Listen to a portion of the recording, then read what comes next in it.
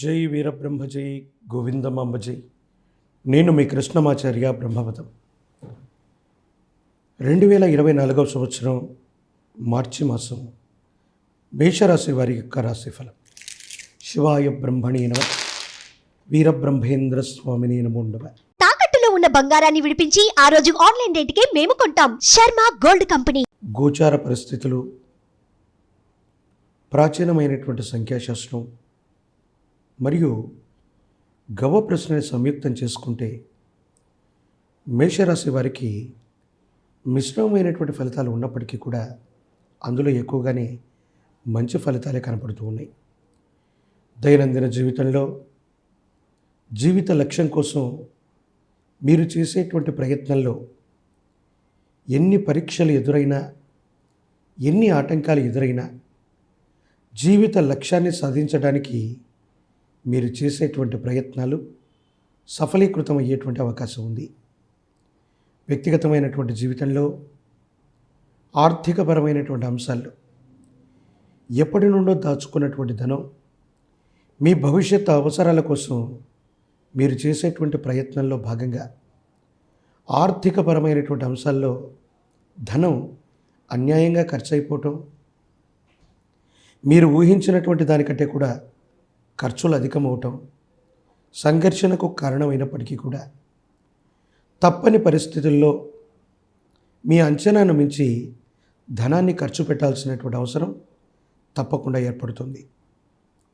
ప్రజా సంబంధమైనటువంటి వృత్తి, ఉద్యోగం, రాజకీయపరమైనటువంటి రంగాల్లో ఉన్న వాళ్ళకి అనుకూలంగా ఉంది. మంచి పదవులు వస్తాయి. టికెట్లు ఆశించేటువంటి వారికి అనుకూలవంతంగా ఉంది. ఖచ్చితంగా ఎన్నికలు, ప్రజా సంబంధమైనటువంటి విషయాలకు సంబంధించి మీరు కనుక ప్రయత్నం చేస్తే పదవీ ప్రాప్తి యోగాన్ని కలిగి ఉంటారు.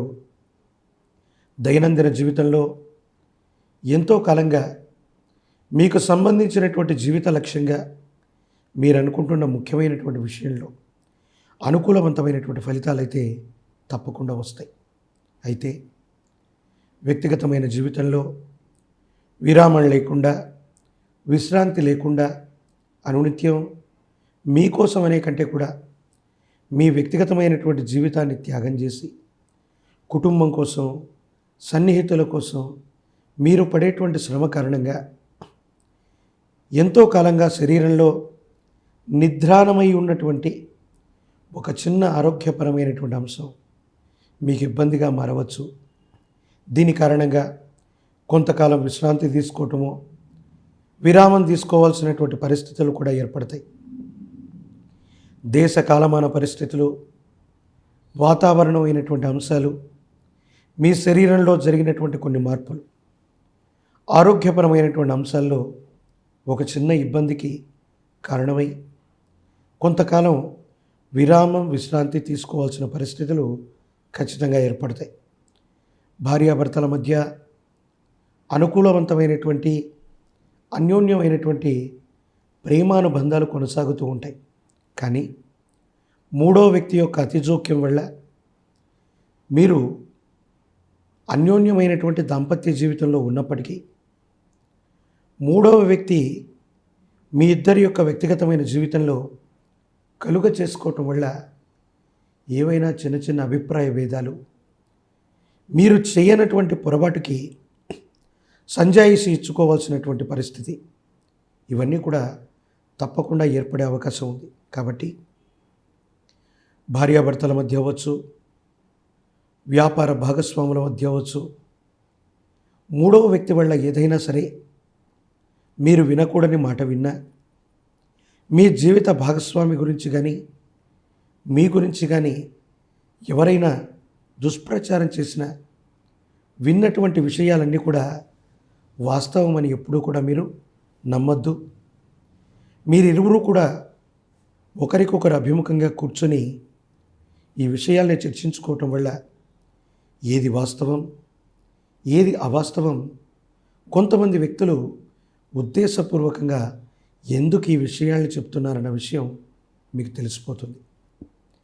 భగవత్ సంబంధమైన అనుగ్రహం చేత జీవిత లక్ష్యం, ఆర్థికపరమైనటువంటి అంశాలు, వీటన్నిటి విషయంలో కొంచెం జాగ్రత్తలు తీసుకుంటే అనుకూలవంతమైనటువంటి పరిస్థితులే తప్పకుండా వచ్చేటువంటి అవకాశం ఉంది. మీ గర్భవాసాన జనించిన సంతతి, వాళ్లకు సంబంధించినటువంటి విద్య, ఉద్యోగ సంబంధమైనటువంటి విషయాలు, వీటి గురించి ఎక్కువగా మీరు ఆలోచన చేస్తారు. వాళ్ళకు సంబంధించిన భవిష్యత్తు ఎలా ఉండబోతుంది, ఏం చేస్తే జీవితంలో త్వరితగతిన వీరు స్థిరపడతారు, లేదా వారికి సంబంధించినటువంటి శుభకార్యం, వివాహం, జీవితానికి సంబంధించిన స్థిరత్వం, వీటన్నిటి గురించి కూడా ఎక్కువగా మీరు ఆలోచన చేసే అవకాశం ఉంటుంది.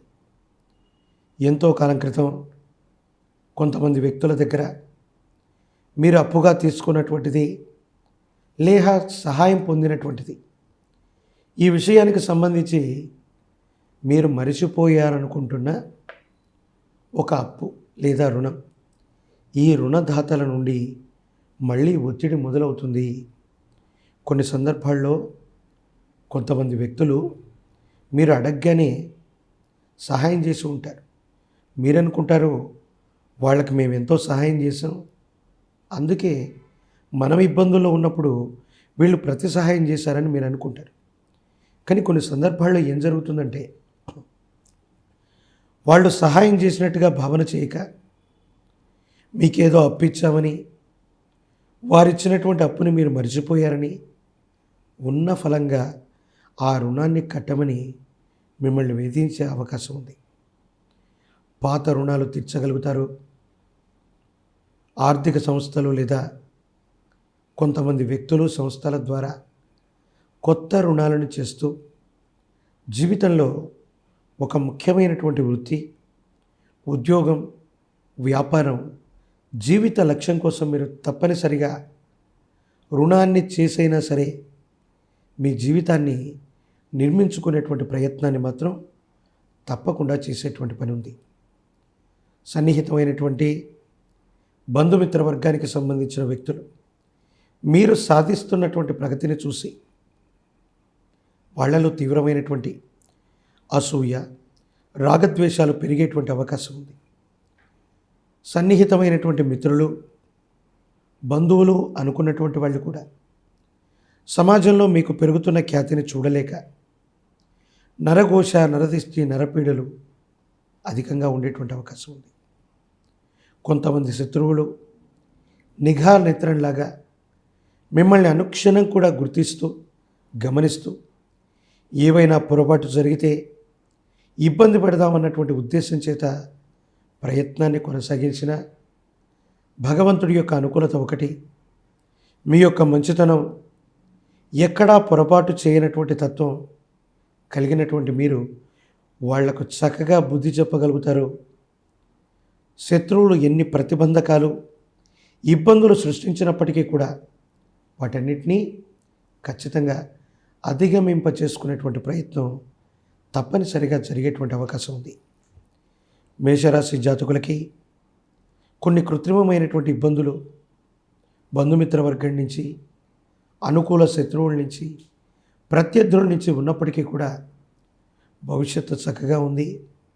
మొండితనం, పట్టుదలతో కూడిన జీవన విధానంతో మీరు అనుకున్నది మాత్రం తప్పకుండా సాధించి తీరేటువంటి అవకాశం కనపడుతున్నట్టుగా మనం భావన చేయొచ్చు. విద్యార్థులకి అనుకూలవంతమైన కాలం. పోటీ పరీక్షలో ఖచ్చితంగా వృత్తి, ఉద్యోగాన్ని సాధించగలుగుతారు. మీరు రాసే పరీక్షల్లో మంచి ఉత్తీర్ణతని మీరు పొందేటువంటి అవకాశం ఉంది. వివాహం కానటువంటి స్త్రీ పురుషులకి అనుకూలవంతమైనటువంటి కాలంగా మనం చెప్పచ్చు. యోగదాయకమైనటువంటి పరిస్థితులు ఉన్నాయి. భవిష్యత్ అంతా కూడా సానుకూలవంతమయ్యేటువంటి అవకాశం ఉంది.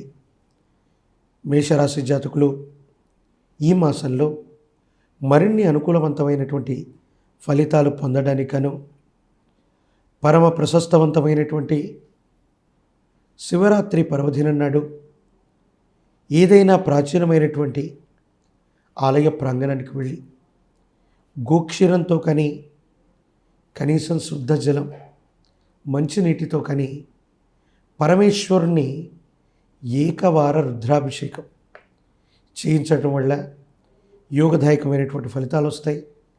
ఇబ్బందులు, సమస్యలు, ప్రతిబంధకాలు తొలగిపోయేటువంటి అవకాశం ఉంది.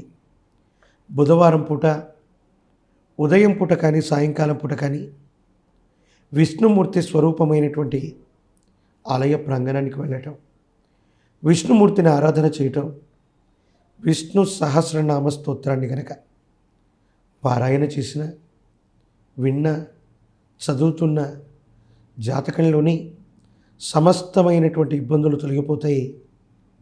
ఈ పరిహారాలు పాటించటం వల్ల మీ జీవన గమనంలో ఒక ముఖ్యమైనటువంటి లక్ష్యాన్ని ఖచ్చితంగా మీరు సాధించగలుగుతారు. అనుకూలవంతమైనటువంటి ఫలితాన్ని తప్పకుండా పొందేటువంటి అవకాశం మాత్రం మీ యొక్క వ్యక్తిగతమైనటువంటి జాతకంలో కనపడుతుంది.